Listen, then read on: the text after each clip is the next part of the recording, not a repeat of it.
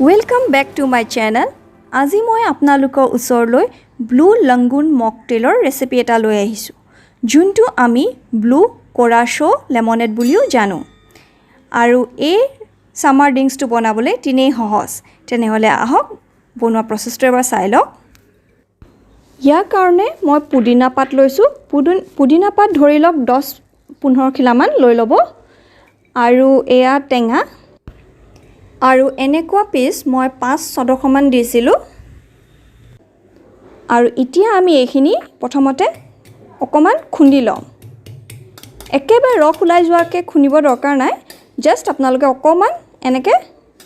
থেতাল দিলে হ'ল যাতে টেঙাৰ বাকলি যোনটো তিতা টেষ্ট হেতু আমি পাওঁ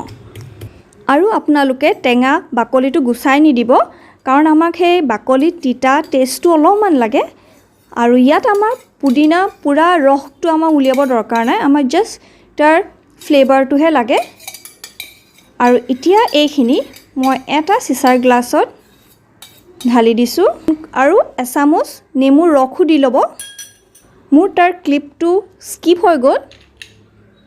আৰু হেয়া দিয়াৰ পিছত এয়া মই আইচ কিউব দিছো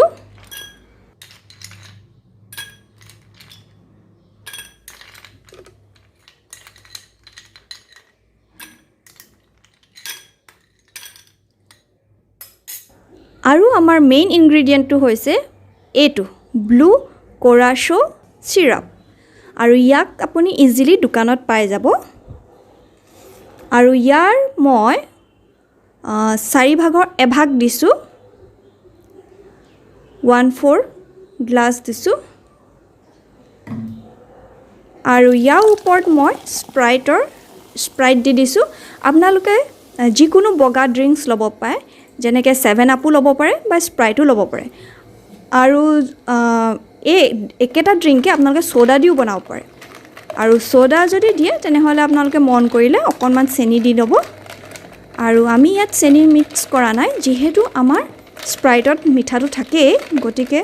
আমি ইয়াত চেনি ইউজ কৰা নাই এতিয়া ভালকৈ মিক্স কৰি লওক আৰু এয়া আমাৰ ব্লু লাগুন মকটেইল বা ব্লু কোৰাচো লেমনেড ৰেডি হলে আৰু গাৰ্নিশৰ কাৰণে এইদৰে টেঙা এপিস মাজতে কাট কৰি গ্লাছত লগাই দিব আৰু এই সামাৰ ড্ৰিংকসটো দেখাত টান যদিও বনাবলৈ বহুতে ইজি নহয় নে ভিডিওটো যদি ভাল পালে তেনেহলে প্লিজ এটা লাইক দি দিব লগতে কমেন্ট কৰিও জনাব আৰু মোৰ চেনেলটো সাবস্ক্ৰাইব কৰিবলৈ নাপাহৰিব আৰু নটিফিকেশন বেলটো অন কৰি ৰাখিব থ্যাংক ইউ ফৰ ওয়াচিং